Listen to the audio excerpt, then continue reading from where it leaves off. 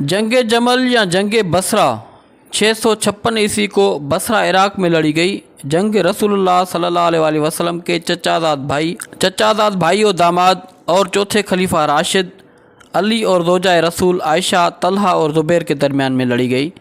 اس جنگ میں علی کے مخالفین چاہتے تھے کہ عثمان کے خون کا بدلہ لیں، جو حال ہی میں بغاوت کے نتیجے میں مخالفین کے ہاتھوں شہید کر دیے گئے تھے۔ ناگزیر جنگ کا اختتام علی کی فتح اور عائشہ کی شکست کے ساتھ ہوا۔ یوں پہلے فتنے کا دوسرا باب شروع ہوا۔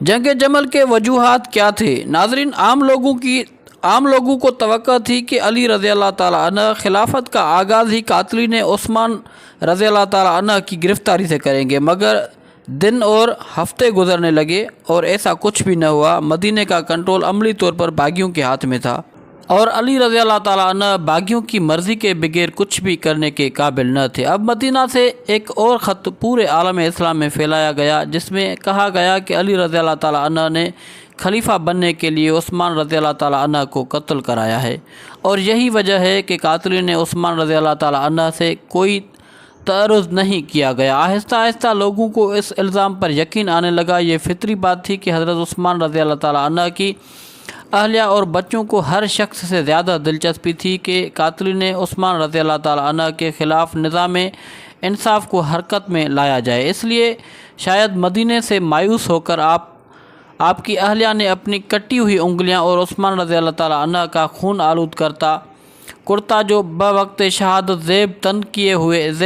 کیے ہوئے تھے، معاویہ رضی اللہ تعالیٰ عنہ کو شام بھجوا دیا، جو عثمان رضی اللہ تعالیٰ عنہ کے قریبی رشتہ دار تھے، اور ان پر زور دیا کہ قتل عثمان رضی اللہ تعالیٰ عنہ کا انتقام لیا جائے۔ غالباً صبائیوں نے بھی شام سے خطوط علی رضی اللہ تعالیٰ عنہ کو بھجوائے، جن میں انہیں بھڑکایا گیا کہ معاویہ اپنی خلافت کی منصوبہ بندی کر رہے ہیں اور راہ اسلام سے بھی ہٹ گئے ہیں۔ اس قسم کے خطوط جب ایک تسلسل اور منصوبہ بندی کے ساتھ آئیں تو اپنا اثر ضرور دکھاتے ہیں۔ اس موقع پر اپنے مخلص دوستوں کے مشوروں کو نظر انداز کر کے علی رضی اللہ تعالیٰ عنہ نے ایک سیاسی غلطی کا ارتکاب کیا۔ انہوں نے معاویہ سمیت صوبائی گورنروں کو شہادت عثمان کے سانحے کی اطلاع دیتے ہوئے بتایا کہ وہ خلافت کا منصب سنبھال چکے ہیں۔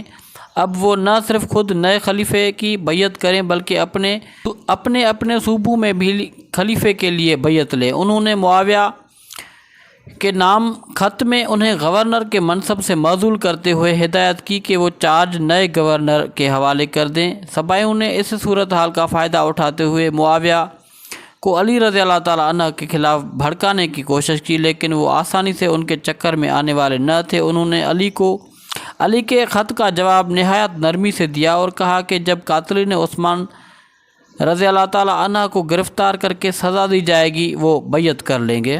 صبائیوں کی طرف سے عائشہ رضی اللہ تعالیٰ عنہ، حفصہ رضی اللہ تعالیٰ عنہ اور دوسری ازواج مطہرات کو خط بھجوائے گئے، جن میں الزام لگایا گیا کہ علی رضی اللہ تعالیٰ عنہ قاتلین عثمان رضی اللہ تعالیٰ عنہ کو سزا دینے سے انکاری ہیں، اور امہات المومنین ہونے کی حیثیت سے آپ کا یہ حق اور فرض ہے کہ آپ اپنے بچے عثمان رضی اللہ تعالیٰ عنہ کے قاتلوں کے سروں کا مطالبہ کریں۔ بصرہ سے آنے والے خطوط میں یہ پیشکش بھی کی گئی کہ اگر امہات المومنین بصرہ آئیں تو انہیں ہر ممکن مدد کے لیے حاضر پائیں گی۔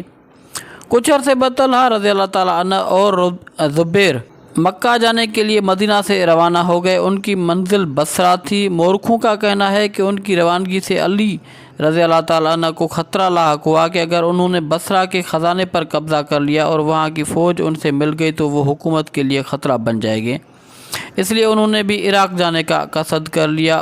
ادھر ام المومنین حفصہ رضی اللہ تعالیٰ عنہ پر ان کے بھائی ابن عمر رضی اللہ تعالیٰ عنہ مسلسل زور دے رہے تھے کہ وہ سیاست میں سرگرم حصہ لیں۔ اسی اثنا میں عائشہ رضی اللہ تعالیٰ عنہ بھی اپنے کچھ قریبی عزیزوں کے ہمراہ عراق تشریف لے گئیں۔ بصرہ کے نزدیک ام المومنین رضی اللہ تعالیٰ عنہ کے گرد جمع ہو جانے والوں اور علی رضی اللہ تعالیٰ عنہ کی فوج میں تصادم کا خطرہ پیدا ہو گیا۔ حقیقت یہ تھی کہ نہ تو علی رضی اللہ تعالیٰ عنہ قاتلین عثمان رضی اللہ تعالیٰ عنہ کو سزا دینے کے خلاف تھے، اور نہ ہی عائشہ، طلحہ اور زبیر رضی اللہ تعالیٰ عنہ کی کوئی ذاتی عزائم تھے۔ امن معاہدہ ہو گیا اور دونوں طرف کے لوگ پہلی بار سکون کی نیند سو گئے۔ بظاہر ابن سبا کے کھیل کی بساط الٹ چکی تھی، مگر وہ حوصلہ ہارنے والوں میں سے نہیں تھا۔ رات کے آخری پر اس کے کچھ آدمی عائشہ رضی اللہ تعالیٰ عنہ کی کیمپ میں داخل ہو گئے اور علی رضی اللہ تعالیٰ عنہ کی فوج پر حملہ کر دیا۔ قدرتی طور پر علی رضی اللہ تعالیٰ عنہ کے کیمپ میں یہی سمجھا گیا کہ عائشہ رضی اللہ تعالیٰ عنہ نے معاہدے کی خلاف ورزی کی ہے اور دھوکے سے حملہ کر دیا ہے، تاہم جلد ہی ان کی فوجوں نے صورتحال پر قابو پا لیا۔ ادھر عائشہ رضی اللہ تعالیٰ عنہ کے کیمپ کو گمان ہوا کہ علی رضی اللہ تعالیٰ عنہ کی طرف سے خلاف ورزی کی گئی ہے۔ اس ساری صورتحال میں عائشہ رضی اللہ تعالیٰ عنہ نے انتہائی جرأت مندی سے صورتحال کا مقابلہ کیا اور آخر تک اپنی اونٹنی پر سوار رہیں۔ جمل کا مطلب اونٹ ہے اور اسی لیے اس جنگ کو جنگ جمل کہتے ہیں۔ لڑائی کے دوران میں علی رضی اللہ تعالیٰ عنہ کی فوج نے ام المومنین عائشہ رضی اللہ تعالیٰ عنہ کے گرد گھیرا ڈال دیا اور عملاً وہ مخالف فوج کے حراست میں آ گئیں۔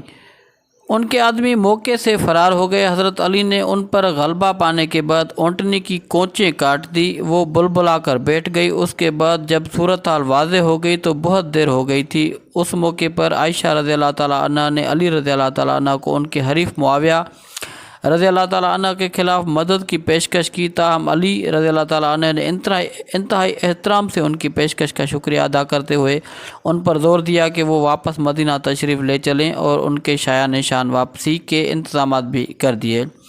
یہ لڑائی کوفے کے باہر خریبہ کے مقام پر ہوئی تھی۔ انہی دنوں عائشہ رضی اللہ تعالیٰ عنہ کا ایک خط مشتہر ہو گیا جس میں انہوں نے لوگوں کو عثمان رضی اللہ تعالیٰ عنہ کے خلاف بغاوت پر بھڑکایا تھا۔ شہادت عثمان رضی اللہ تعالیٰ عنہ کے بعد جب یہ خط ان کے علم میں آیا تو انہوں نے کہا، قسم اس ذات کی جس پر ایمان لانے والے یقین رکھتے ہیں اور فتنہ گر انکار کرتے ہیں، میں نے اس جگہ بیٹھنے تک کبھی ان لوگوں کو کچھ نہیں لکھا۔